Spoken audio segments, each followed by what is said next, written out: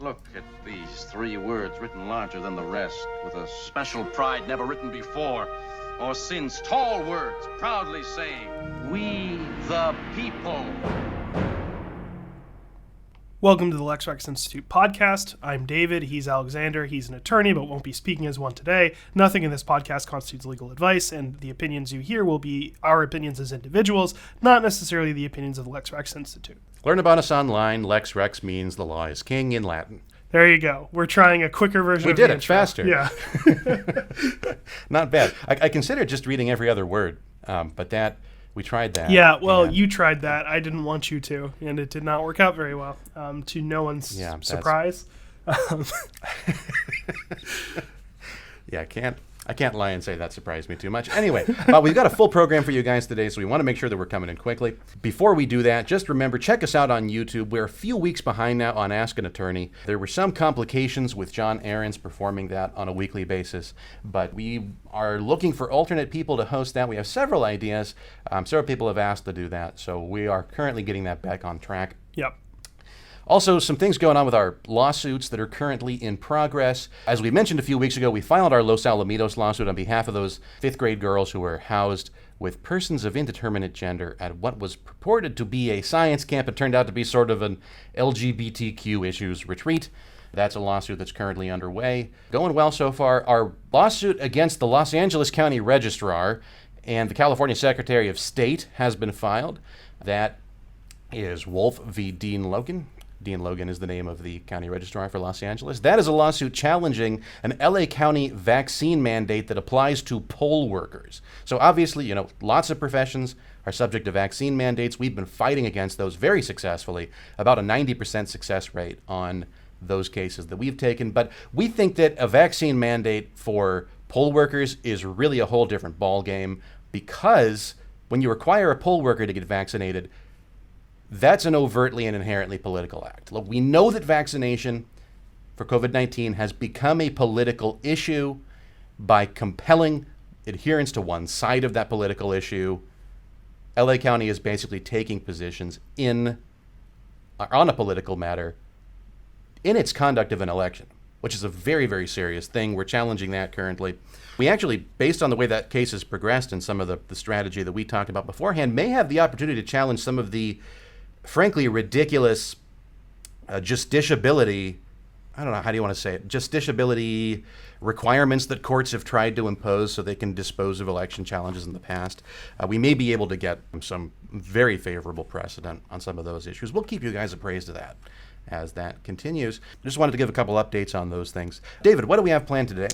Well, we've got an extra long edition of Captain Kangaroo Court for this week, and we'll I actually participated in a kangaroo court earlier this week. That's one of the reasons why. So we're planning on about half of the episode being under that umbrella. But before we get to That's right, Captain Kangaroo Court special, folks. Yeah. So for those of you who like that segment, you're going to really enjoy this episode. For those of you who don't, you'll probably want to turn it off now, or at least after we finish our first segment, which is coming up. Yeah, but before we get to that, we're going to talk about a Supreme Court case that we're into the new term with Justice Ketanji Brown Jackson on the court now, and I believe it's the first time there have been 2 African Americans simultaneously sitting on our highest court. That sounds plausible. I don't know, but that does sound plausible. Anyway, but we're going to be talking about the case national. You should respond to my African Americans comment before. I did. I said it sounds plausible. But then I interrupted it, and you said you'd have to cut it, so you have to redo the response. I got out the part of the response that was relevant, I think, but fine, whatever. I'm not 100% sure about that, but that sounds very plausible, and I would trust you over me anyway. So, yeah. Anyway, that's certainly noteworthy. And we'll have to play some of the oral argument, because a new justice on the court can really change the dynamic of oral argument, especially because Breyer tended to do all those wacky hypotheticals. So that absence may be felt on the court. We'll have to see what Justice Jackson does in his stead. So we'll keep you guys updated on that. Yeah. Well, at any rate, so the case National Pork Producers Council v. Ross is what we're going to be talking about here. Oh, sorry. Rewind 2 seconds. But this is the beginning. I thought you did that at the end of the segments. That's the transition, David. But this is the first segment. Look, just introduce the segment. Okay. We're going to be talking about National Pork Producers Council v. Ross, which is a case in the new October term of the Supreme Court. Which began on October 3rd, so that's just gotten started. Yep. Yeah. Do you know when this case is going to be heard, the oral argument? It was heard on the 11th, actually. Oh, well. So there you go. I was in Kangaroo Court that day, Yeah. so I did not get a chance to listen to that. I think it raises a couple interesting issues that we haven't really had the opportunity to talk about before, because this was a case that actually Lex Rex was planning to bring, and they beat us to the punch. We had a plaintiff on exactly this issue. Briefing looks pretty good, though. I think we could have done it a little bit better. Well. But briefing looks pretty good on this. I think they're in pretty solid shape. So. Yeah, but this is a case that has to do with what they call the Dormant Commerce Clause. We'll talk about that more later. But by way of background... That is not dead which may eternal lie, and in strange eons, even the Commerce Clause may die. No, that's not true. Commerce Clause is eternal. That will always survive. Was that a paraphrase of the Cthulhu thing? It is, yeah. Okay. Because he's dormant. This is the Dormant Commerce Clause. Yeah. Anyway, by way of background, this case arises from a California ballot proposition, which we've talked about a few of those, I think, over the course of this podcast. But this one from 2018. Anyway, so this was Ballot Prop 12, which, among other things, would outlaw the storage of animals that are being raised for meat or for eggs or what have you on farms, in particular outlawing what it calls cruel conditions, basically. And it defines that in various ways, but sort of the key provision is any way of confining an animal that, quote, prevents the animal from lying down, standing up, fully extending the animal's limbs, or turning around freely. And then it goes on to have... That does sound fairly cruel. Yeah. I can see why people would vote in favor of something like that. Yeah. Even if you believe in entrepreneurs' rights to run their business as they see fit. A lot of the stuff done in food production is stuff we don't really want to think about too much. Yeah, and it does have animal-specific definitions as well. And these, the key here was that these provisions were going to come into play after the ballot prop was adopted. In this case, the one concerning pigs was going to come into play in 2022, which presumably, that's why this is becoming an issue now. But for those who don't know, that is the current year. Yes. And the clause that specifically has to do with pigs calls for providing any breeding pig, which I believe means, any sow. Oh my gosh, that's unpleasant. I hate that so much. How long is this sound?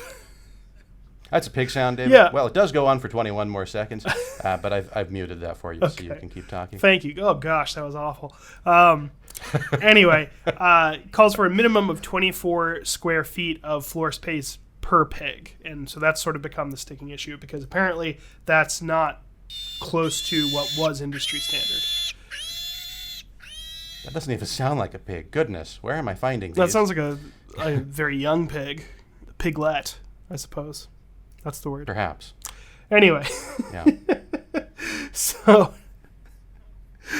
anyway, the Pork Producers Council in question has challenged the law on the grounds that it violates, or rather, it imposes an undue burden on interstate commerce because it will effectively prevent most pork producers outside of California from selling their products in California. Right. Which implicates what's called the Dormant Commerce Clause. So if you've listened to this podcast before, really almost any of our episodes, because this comes up so doggone often whenever any kind of federal regulation is involved, for reasons we've mentioned before, but just to briefly go over it, basically Congress doesn't have that many powers under the Constitution. Right. They're listed, Article 1, Section 8. And one of those powers, the one that's probably the most capable of being broadly applied, is the power to regulate commerce between the states.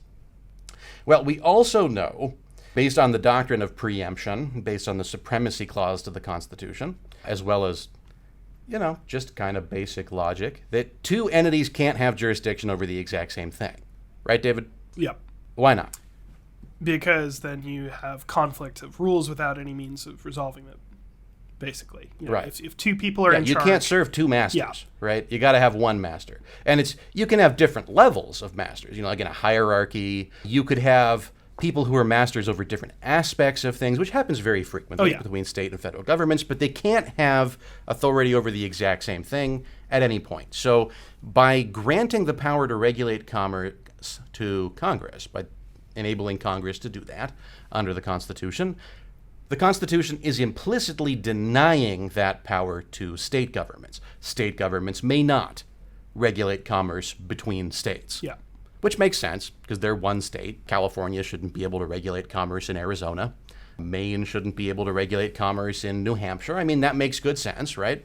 So what we call that is either the negative implications of the Commerce Clause, which I think is a little bit more of an explanatory name, or more commonly, the Dormant Commerce Clause. And it's referred to as dormant because it's not explicitly stated in the text, but may be inferred by negative inference from the text, which is why I think negative implications is sort of a better way of titling that. But that's the Dormant Commerce Clause. That's what's at issue here. Yeah. Because by imposing requirements upon meat suppliers in California, California has effectively made it so meat from the rest of the country cannot be sold within the state of California. Yeah. Because the requirements that Prop 12 imposes make meat production vastly more expensive than if those requirements are not in place. Very unlikely anybody that doesn't have those requirements legally imposed upon them would ever abide by those requirements because the cost of doing business is so much higher. Yeah, because, there's a reason why the sort of free-range organic meat or whatever you get at the grocery store tends to be a whole lot more expensive. It's because it turns out to be less efficient on the production side. Yeah, and so with Dormant Commerce Clause, when you talk about Dormant Commerce Clause issues, they're not limited to this, but they tend to be about matters on which a state government has preferred in-state production or in-state commerce in such a way that it discriminates against equivalent commerce coming from outside that state. Yeah. Sounds like exactly what's going on here, doesn't it? Yeah, and one of the things that seems to have been a big piece of the oral argument was concern that, because the law that the ballot prop created was called the Prevention of Cruelty to Animals Act, I believe, something along those lines anyway. It sort of has this flavor that it's, this is a moral issue in the minds of California. It's about animal welfare. It's about doing the right thing for animals. And so one of the things that came up during the course of argument was this idea of, okay, what if every state tries to sort of impose a similar restriction based on preferred policies that would affect other states? And that seems to have been... But that's exactly the state that we had, that the state of where the law is on this pretty much since 1986 in Maine v. Taylor. I'm not familiar with that case. We can talk about it in a bit, but finish your... And do you want to play the clip of the oral argument here? Or could you have California pass a law that said we're not going to buy any pork from companies that don't require all their employees to be vaccinated, or from corporations that don't fund gender-affirming surgery, or that sort of thing? Boy, she's playing to her base. Yeah. That's Justice Barrett, by the way, saying that. Uh-huh. And... What do people think California's like? Like people that aren't here? That's kind of like that. it's very And silly. then Mongan, who is representing California here, said, I think we would all recognize that it would be problematic if states can condition the sales of those products on restrictions of wholly unrelated out-of-state purchasers. On restrictions of wholly unrelated out-of-state. Wholly unrelated is doing a ton of work in your answers to Justice Barrett. And then, that's true. So that's Brett Kavanaugh weighing in there. And he goes on to say, or to ask about, rather. So what about a law that says you can't sell fruit in our state if it's produced, handled by people who are not in the country legally? Is that state law permissible? And it's not, how's it different from this law? Yeah, so this problem, in my view, is very much caused by Maine v. Taylor.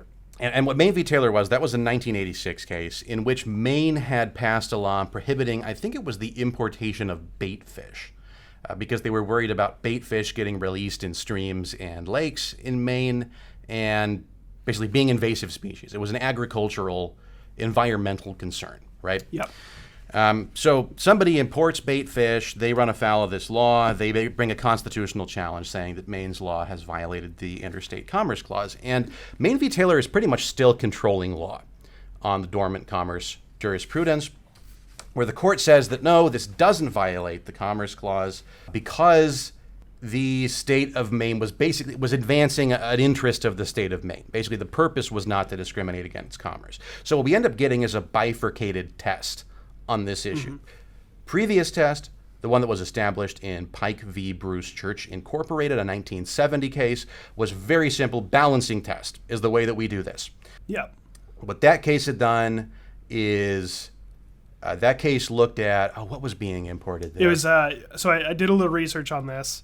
There was an Arizona grower of cantaloupes who had a packing facility. I remember it now. Yeah. In California. They were sending the cantaloupes to be packed in California, but turns out Arizona had a law saying any locally produced produce had to be created and labeled as grown in Arizona, which they weren't doing, obviously, because they were sending it to a different state. By a specific state official, yeah. Right? A specific state official had to approve the labeling on those cantaloupe boxes saying that they were approved for sale in Arizona. So these ones that were being boxed in California were not compliant with that. They get imported, and then this company, it's not actually a church, Pike v. Bruce Church Incorporated. Bruce Church is the guy's name. But they bring a constitutional challenge saying that that violates the Dormant Commerce Clause, and that established was for many years, for 16 years at least, controlling law on Dormant Commerce Clause issues. Basically what it did is it created a balancing test. And what they said was that where a statute even-handedly regulates with the intent to effectuate a legitimate local purpose, and the effects on interstate commerce that produces are only incidental. So you're wanting to protect, I guess in this case it failed. If the law is intended for a legitimate purpose of the state and the effects on commerce are only incidental, that law is going to be upheld unless the burden imposed upon that commerce is, quote unquote, clearly excessive in relation to the putative local benefits. Yeah. So, long story short, you compare whatever the state perceives the benefit of that law to be against the effect that law has on out-of-state commerce. Now, take that, put it in a box, remember that for 2 seconds. We're going to jump back to Maine v. Taylor now. Under Maine v. Taylor, that remains the test, one of the tests. But what Maine v. Taylor does in expanding it, remember Maine v. Taylor is the bait fish case. Yep. Sorry, it's been like 3 minutes for those of you who have forgotten since then. Maine v. Taylor is the one about bait fish being imported to Maine.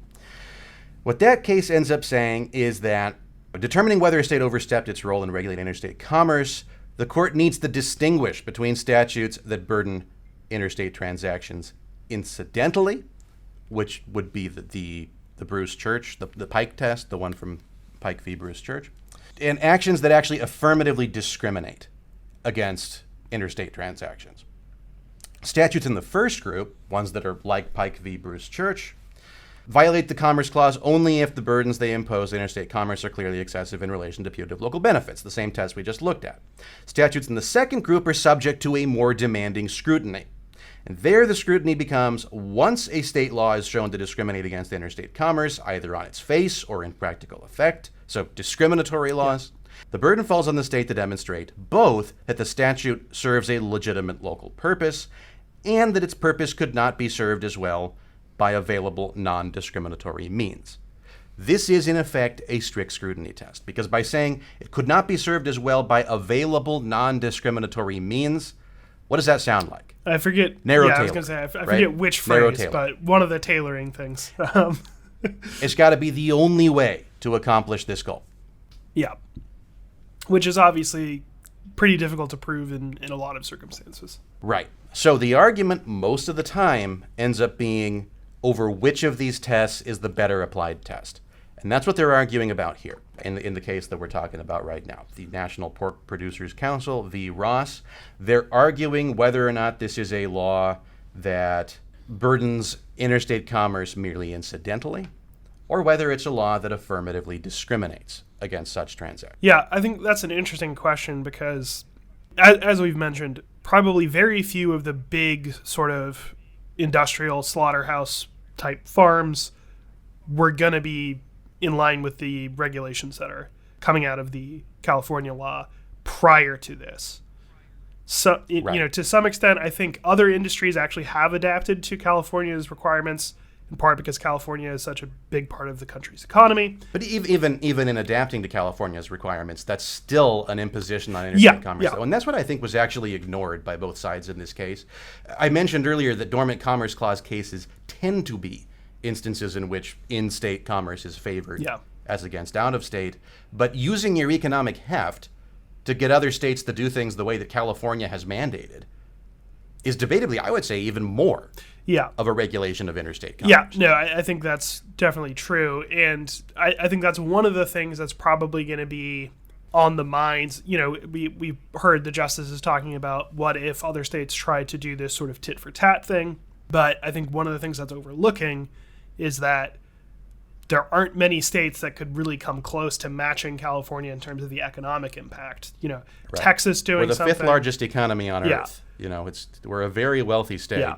If we say that you got to do something this way in order to sell things in California, a lot of other states will start doing that, particularly Western states. Yeah, Texas doing something would be sort of comparable on that scale, New York, but beyond that, unless you get like every state between Pennsylvania and Maine to do something together, that's roughly the amount that you would need to sort of equal the economic pool.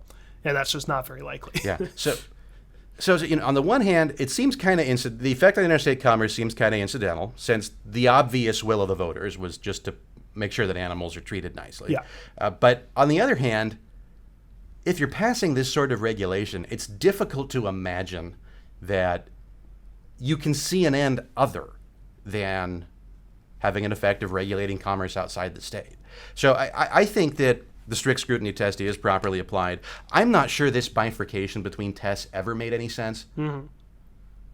I don't think it has to do with whether or not a state's action is discriminatory in its intent.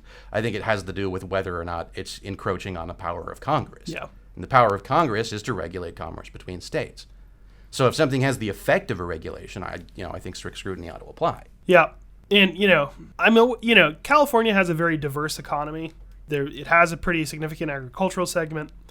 I don't think that pork in particular is a big part of the local California economy. Oh, believe me, pork is a big part of the Sacramento economy.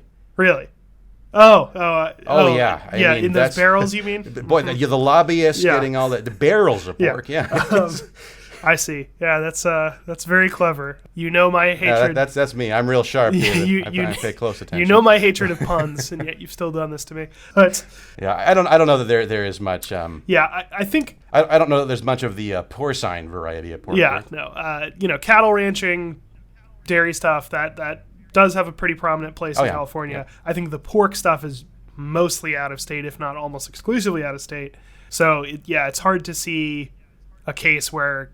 Right. So if you've passed this regulation, you're expecting one of two things. Either other states are going to comply with it, in which case you're regulating their commerce by making them comply with it, or no one's going to comply with it because it's too expensive, and people in California still want to eat pork, so you're artificially propping up the California pork industry, which would also be a regulation against out-of-state commerce. Yeah. So the question, I think, here becomes either under the Pike v. Bruce Church test, whether or not the burden to interstate commerce outweighs that interest in having properly cared for pigs, or I think more appropriately, the test that really ought to be applied here is whether or not there was a different available means of protecting pigs from mistreatment. I'm not sure that there was, but this very clearly is a regulation of interstate commerce. I don't think you can argue it's not. Yeah. So, maybe both these tests are flawed. Yeah. And maybe we're going to end up getting a new test. If the excerpts that we just heard from the court are any indication, it seems that the conservative majority, who are typically a little bit more suspect of Dormant Commerce Clause issues, they're less likely to say that something runs afoul of the Dormant Commerce Clause, seems that they're thinking this tends that way. So, if that's true, the ostensible left wing of the court probably more so. Yeah, well, it was interesting. Although they may be more favorable just to this kind of regulation as such. Well, just because people who lean to the political left, I think, are going to tend to favor this kind of regulation more than those on the right. Yeah. So I don't know. The political issues cut both ways on this. Conservative people tend not to like Commerce Clause overreach. Liberal people tend not to like animal mistreatment. Yeah. We didn't hear... Both of those things are valid concerns. Yeah, we didn't hear from her audio in the clips that we played, but it's worth noting that Justice Kagan seemed to be at least fairly skeptical about some of the arguments California was bringing. So could be an interesting alignment. That doesn't surprise me. Yeah, could be an interesting alignment of the surprise me. justices when the decision actually does come down. It's funny. I'm sympathetic to giving animals space to lie down. Yeah. That seems like a good thing to do to me. Yeah. But it's so maybe I fall on the liberal side of that one. But it's funny because I'm also I think this is clearly a regulation of interstate commerce. So I fall on the liberal side of that one too. Yeah. So yeah, it pushes both ways on this issue, but I come in on the quote unquote liberal side on both of those. Yeah. So yeah, it'll be interesting to see. I guess I also don't like regulations. Right, which is that's sort of a classic conservative position, at least in America. Yeah. But yeah, it will be interesting to see whether the court decides they need some change to the tests to adjudicate this ultimately. I think they do. Yeah. I think those tests have been flawed for decades. I think we've got to replace them. I don't know that balancing tests are the way to go on this. Yeah. And we've got a majority on the court now, or at least a plurality on the court, because you got Justice Thomas, Justice Gorsuch, Justice Alito to a lesser extent. You can occasionally get Justice Kavanaugh on board, maybe Justice Barrett, but certainly those three, Yeah. Thomas, Alito, and Gorsuch, are all of the opinion that we ought to have black letter tests on this stuff. Yeah. Tend away from balancing tests. May be able to get a better test on this. I really hope so. Yeah. If and when something major does come out of that, we will probably revisit this case. So it'll be interesting to see when the actual ruling comes down in the opinion of the court, what we get out of that. And if you don't know what a balancing test is, not going to belabor it here, but we've got a video on that on our YouTube channel. That's the Lex Rex Institute on YouTube. It's called "What is a Balancing Test?" Very creative I think it has title. fewer views than any of its.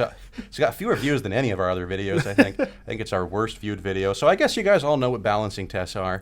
So don't check that out.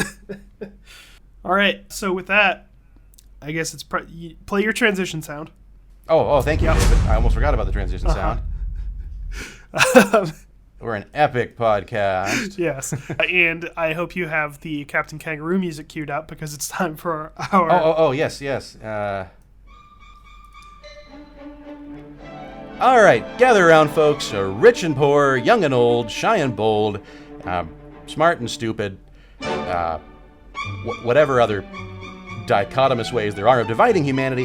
Please come and join us once again for another segment of the ever-popular part of this show, Captain Kangaroo Court. So it's going to be an extra long episode today because, well, kangaroo courts are part of all of our lives. Yeah. Well, at least part of my life. So it's got to be. Yeah, true enough. It's got to be most of this podcast now. Yeah. Yeah, so speaking of kangaroo courts, earlier this week, I had the opportunity to represent one of my clients before the personnel board of the Long Beach Unified School District. And boy, this was the most... Talk about a lack of due process rights. I don't know how many of you folks have seen the movie Paths of Glory. David, have you seen it? I haven't. I'm familiar with it, and it's been on my sort of list of things to watch for quite a long time, but have not seen it. Well, that's about a military court-martial during World War I by the French military court. Pretty much the kangaroo court par excellence. Yeah. And it was very reminiscent of that. I mean, they keep saying, look, they've got a personnel handbook that specifies what the rules are on this stuff. So I try to hold them to those rules, and they say, no, we're not going to do any of that because we don't feel like it. Okay, but it's in your procedures that you got to do that. Yeah, but those are more of guidelines. Yeah. All right. Well, the California Education Code doesn't say those are guidelines. Government Code doesn't say those are guidelines. You're bound by that. No, not going to do it. All right, well, fine. We'll just establish a record, make note of all these different things you've done to deprive my client of his rights. Then once we get to a real court, we'll be able to point out what you did and you'll get in trouble. But we got to abide by all your stupid policies and procedures right now because there's nothing we can do about it until we get to the real court after you've made your decision. So basically, they're trying to fire my client because my client has not gotten vaccinated or tested for COVID-19.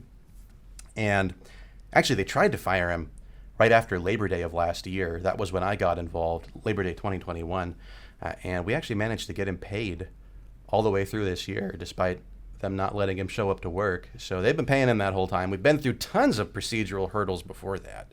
We were told there would be discovery allowed prior to this hearing. They allowed no discovery. All they allowed was the subpoena of witnesses, and even though the code says they're supposed to subpoena those witnesses themselves, they wouldn't do it, wanted us to subpoena them, refused to subpoena anybody that wasn't an employee of the school district, and then didn't allow us to depose anybody prior to the hearing, even though it was very clear their counsel had met with all the witnesses beforehand and questioned them. I still think we had a really good showing. The personnel officer obviously is on. All they do is hear this kind of matter every day. They're obviously going to be very biased in favor of the school district. I doubt that she's going to side in our favor. Yeah. But we managed to convince her on some of the legal issues. And, at the very least, we managed to get all the evidence heard that we needed. So it went well as far as something like that can go. But kangaroo courts aren't really fair. So doubt we'll get a fair ruling on it. Yeah. That's one of our cases I just wanted to let you guys know about, since that was a very frustrating experience I had earlier in this. And, I found that sort of thing, not really non-legal, because obviously they are bound by laws and they're supposed, there's all kinds of things they're supposed to be complying with, but lots of organizations, I guess, is the best way to say it, just like tons of different organizations, always seem to be under the impression that they don't actually have to follow any particular procedures for things. The argument always goes the same way. Yeah. I'm sure you've heard it before, David. I know I have, and I'm sure I'll hear it many times again. Yeah. That argument is, we've always done it this way. Yeah. The thing you're saying can't be right because we've never done it that way. We've always done it this other way. You're wrong. Right. Regardless of what it says. I'm sorry, but we've always done it that way is not just a bad argument. It's not an argument. Yeah. Yeah. It's actually a logical fallacy called appeal to tradition. Yep. If you are an organization that has bylaws or, a handbook or, anything that you've written down on paper and that's supposed to be the way it goes, you're supposed to do it that way. You're not supposed to just ignore. Right. Yeah, if you've always done it wram, that's not to your credit. Right. That's to your detriment. That could actually, be a bigger problem. Yeah, what am I supposed to say? Like, it's so reassuring that I'm not the only person whose rights you've summarily dismissed. Yeah. Anyway. Like, well, if everybody gets their rights deprived and nobody gets a right to due process on this, well, then I guess I'll sit down and shut up. No, I'm not going to do that. I'm going to fight that, which is what I did and what I will continue to do on this case, because that is an absurdity. If you ever hear somebody making the argument that we've always done it this way, when there are actual rules that bind that person is a tyrant. Yeah, and actually it occurs to me, that's not even the worst version of that argument that I've heard.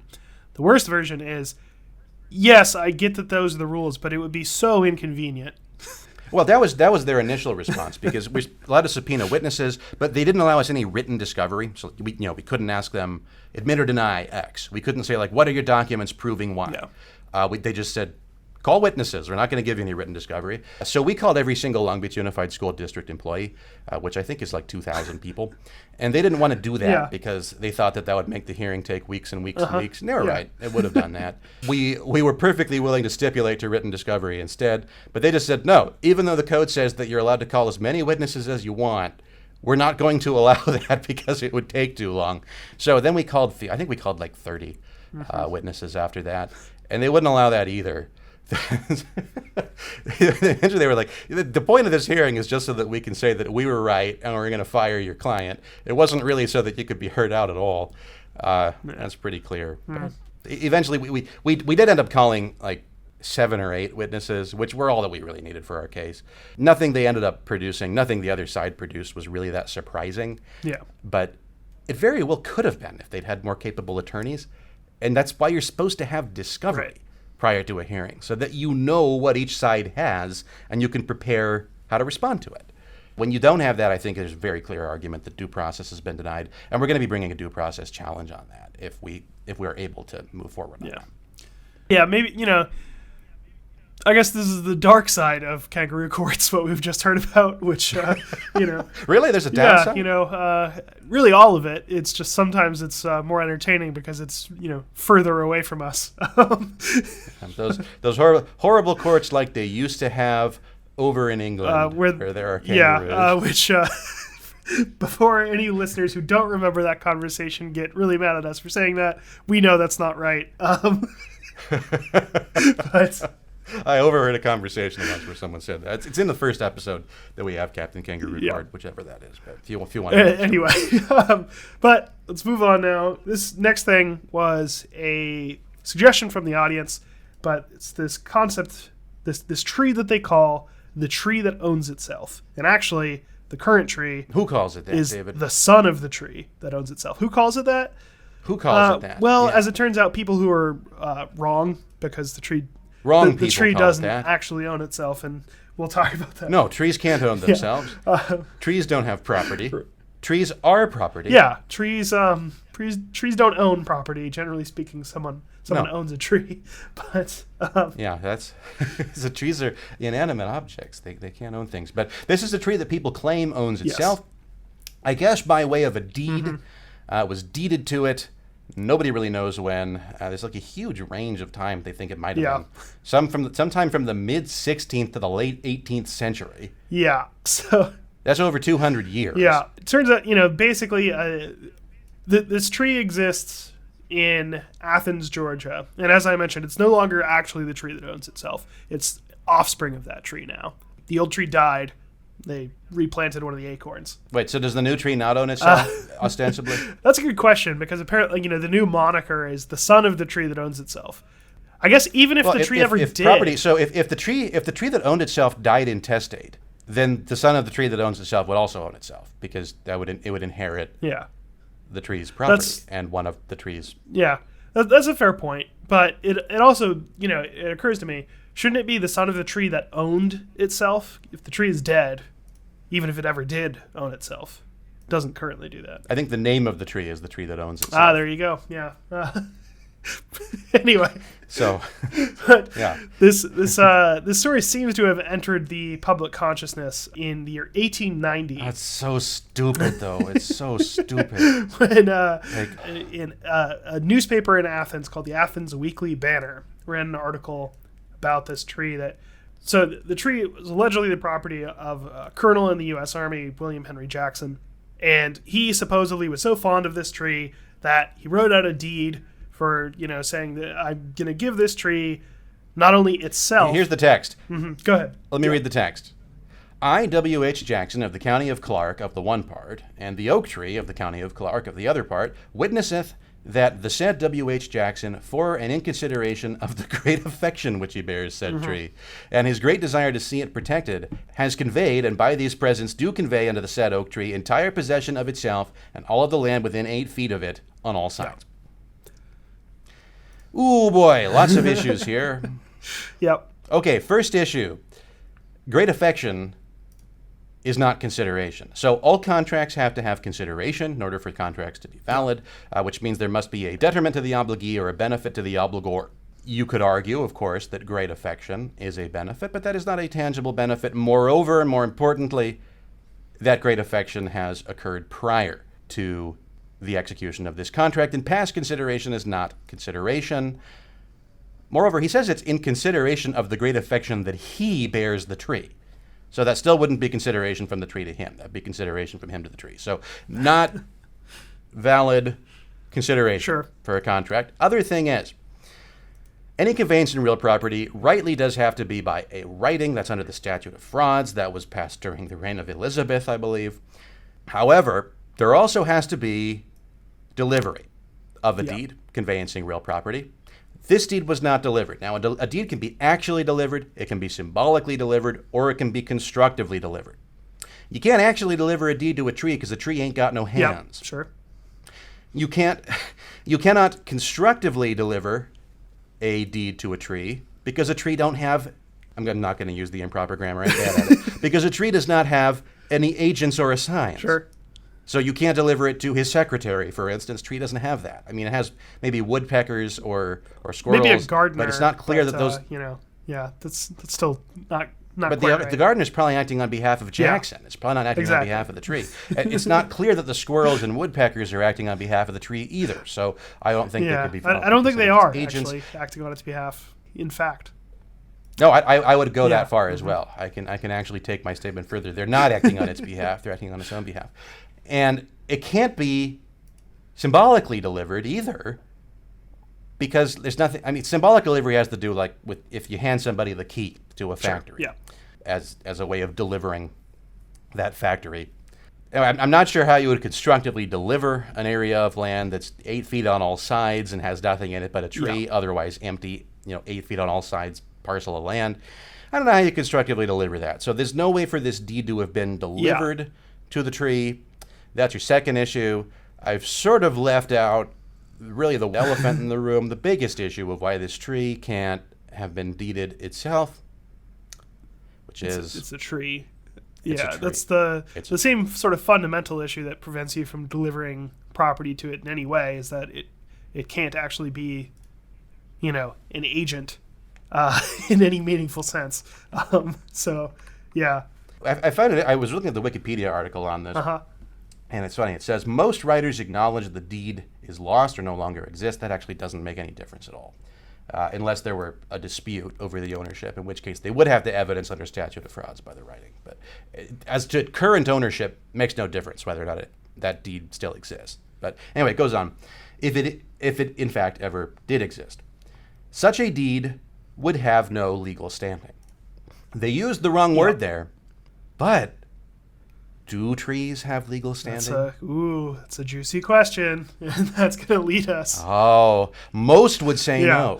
A less courageous man, your average person, your run-of-the-mill person who understands basic legal concepts in the legal tradition of the entire Western world, much less England and America, would say, no, trees don't have standing. Of course not, you fool. Go back to where you came from. Trees can't possibly have standing. They aren't people.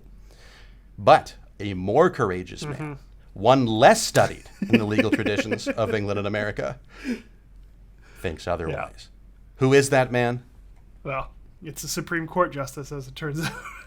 None other than the notorious philanderer and drunkard, William Douglas, Justice William Douglas. We've heard from him before. Yes, that's right. Have we not? You may remember him from our conversation about the Griswold v. Connecticut decision. Oh, what's this? What's this? That's right. It's a secret Hall of Shame episode. What are we doing, David? A Hall of Shame episode in the middle of Captain Kangaroo Court? Yeah, sort of. Anyway. Yeah, so William O. Douglas, we've heard from him before in Griswold v. Connecticut. That was the case that created out of thin air a constitutional right to privacy, which can be found where? Well, I was going to say thin air may be the way you would like to put it. I think he would prefer that you say it was created out of the emanations of the penumbras of the shadows. By penumbras implied by rights found in the shadows of rights that may be inferred from rights explicitly stated in the Bill of Rights and 14th Amendment. That's right. Tis clear as the summer sun. Yeah. So Justice Douglas, he is never one to shy away from an unconventional argument. So what does he think about trees and whether or not they have... Do people know what the doctrine of standing is? We should probably talk about that first. We've at least alluded to this several times. And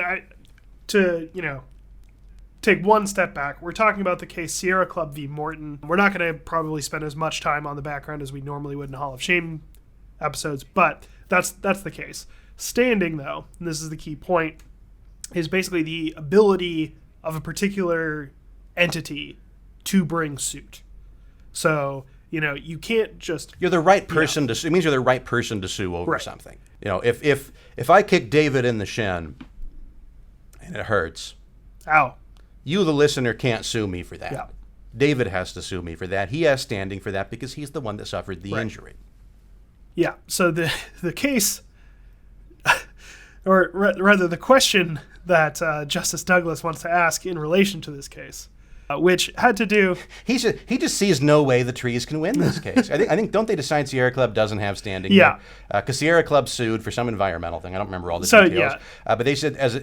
very briefly, Sierra Club, which is an environmental organization, wanted to sue to prevent the development of a big ski resort in Mineral King Valley, which was this, I've never been there, neither has Justice Douglas, but that doesn't stop him.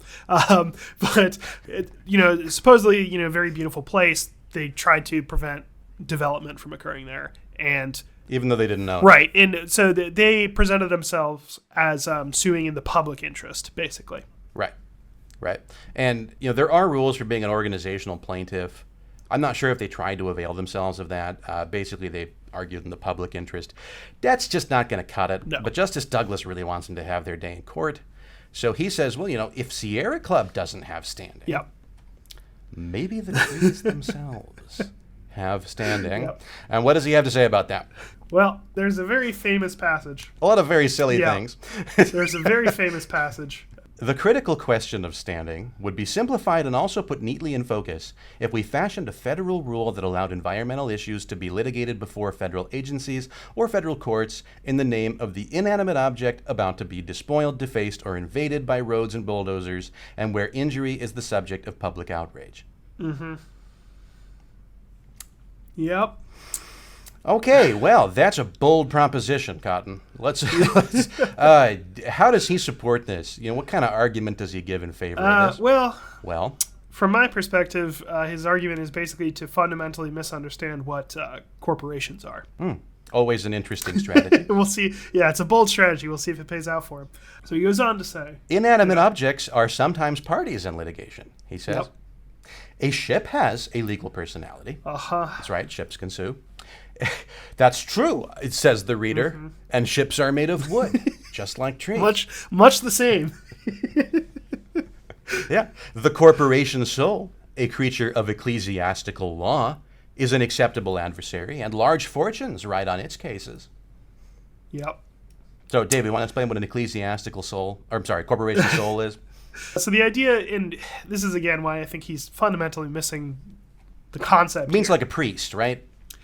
No, it's more like a bishopric or something. The idea, right. Someone occupying a transpersonal office. Like there will always be, or at least for the foreseeable bishop future, of Los Angeles refers sure. to a person regardless of who that person is. Right. Like a corporation.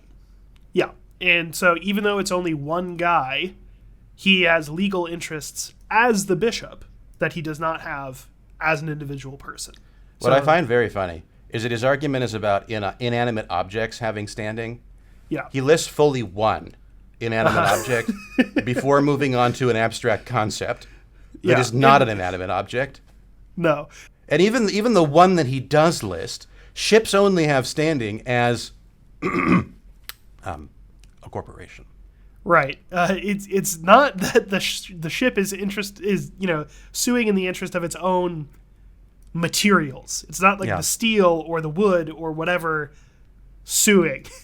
It's the people who own the ship. I just want to float around. I don't want to transport guns anymore. The people that own me want to transport guns, but I don't like doing it. I'm going to sue them. No.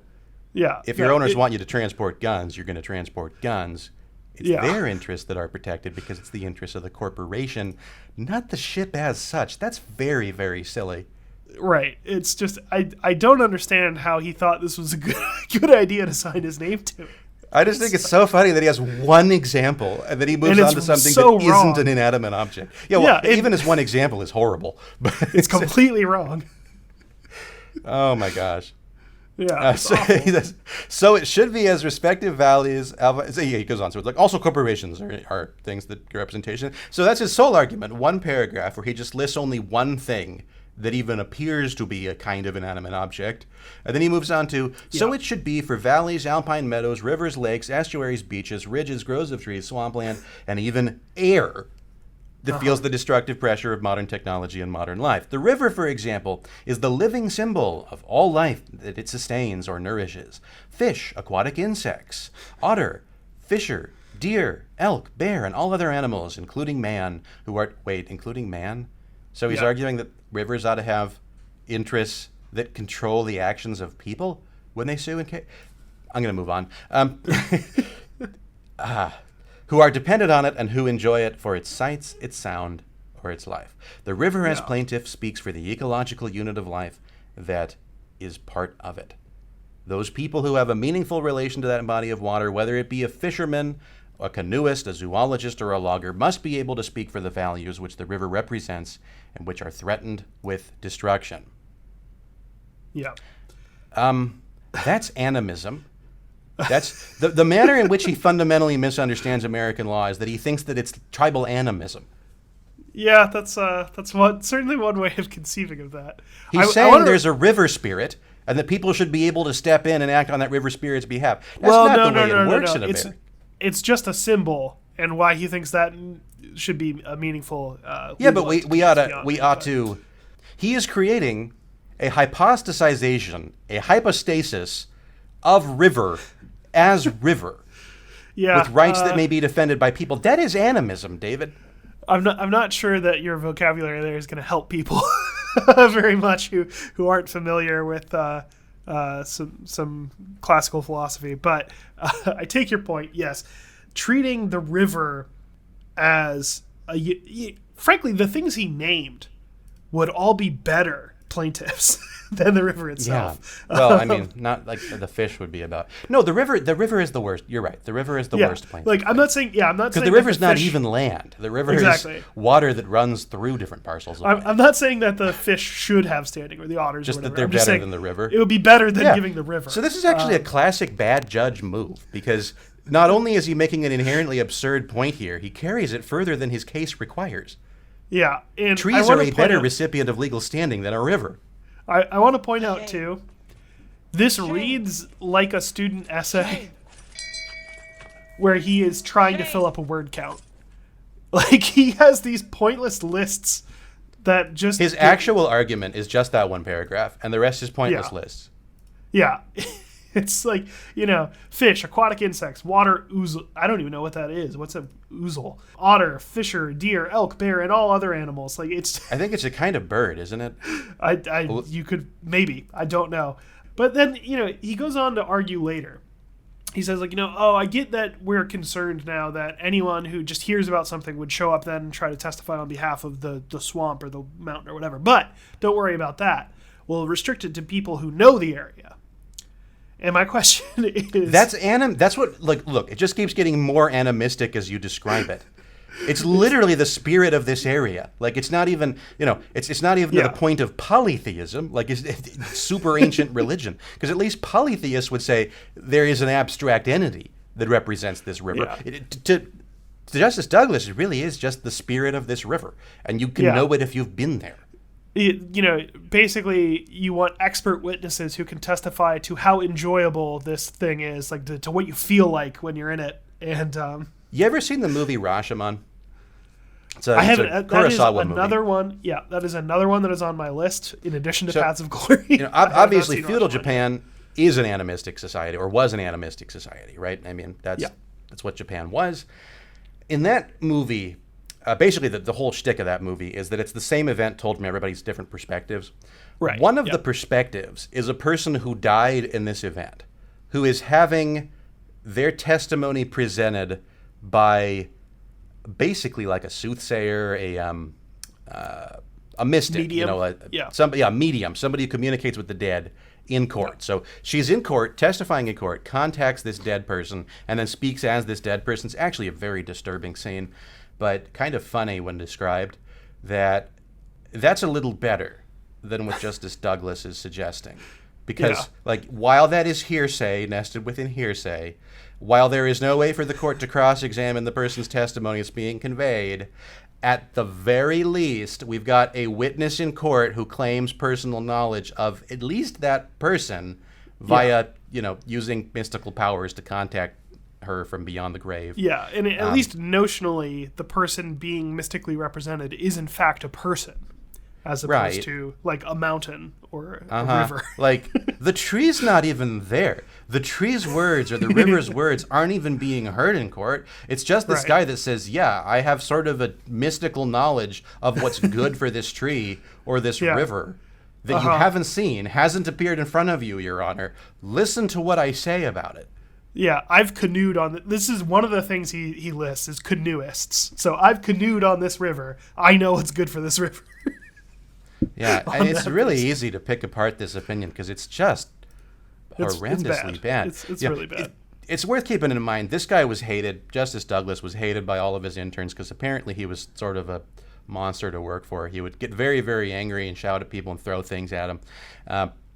He also was a notorious drunkard. He also had a habit of having affairs with his clerks and interns and then divorcing his wife and marrying them. Like one of them, I think he was like in his 60s and he married like a 23-year-old.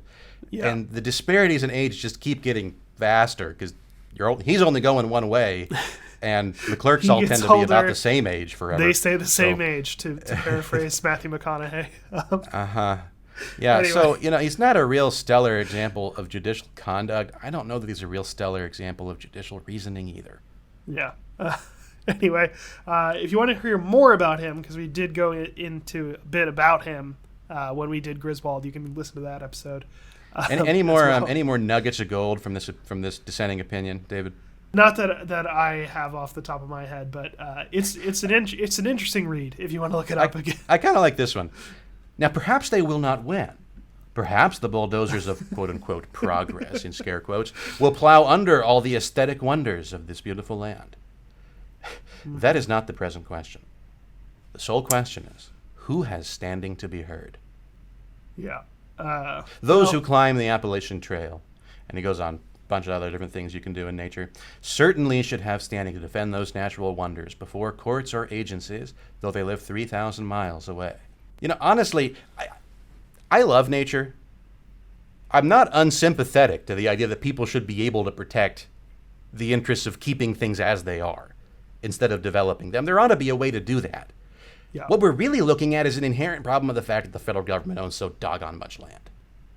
Yeah, that's a fair point. That, especially in the West, much less the case in the East Coast, but vast swaths of land in the American West. There are ecological reserves out where I live that have nothing to do with government. They are privately purchased land. Interested citizens got together and they purchased that land so that it would continue to be used exactly the way it is. There are other circumstances where, as a condition of granting a use permit to, the one I'm thinking of was to an oil company, they said, well, you have to preserve all these acres of land in this other place. Yeah. There are options here that use traditional remedies available under existing law that if people really care about it, can ensure that our natural world is protected. Right. Yeah. Recourse to animism is not the way, folks. Yeah, that's the key takeaway here. It's not that we're saying there should never be an option to preserve some natural feature. It's that the way to do that is not to give the trees or the mountains standing in court. It just real people with real interests can protect those interests if they care about them. Yeah. I mean, there is no substitute for citizen involvement. There just isn't. You can't say, well, hopefully the government will take care of it. I'm not going to worry about it. If you care about something and you think that thing is worth keeping, you have to do it. And that's true with nature. It's also true with our Constitution. That's the reason the Lex Rex Institute exists. We are here to educate you so that you can be empowered to defend your constitutional rights. I am sure there are other organizations that do the same thing with the environment. I'm sure there are other ones that do it with historical sites, whatever it may be. You need to get educated about it, and you need to be able to defend it, prepared to defend it, and then step up and do that. Or it's not going to be here forever, regardless of what the thing is. There is no quick, simple fix. You can't just say, well, let's make this one thing true, and we're going to make sure that all the things we care about are protected and guarded. No, vigilance is what protects those things. Yep.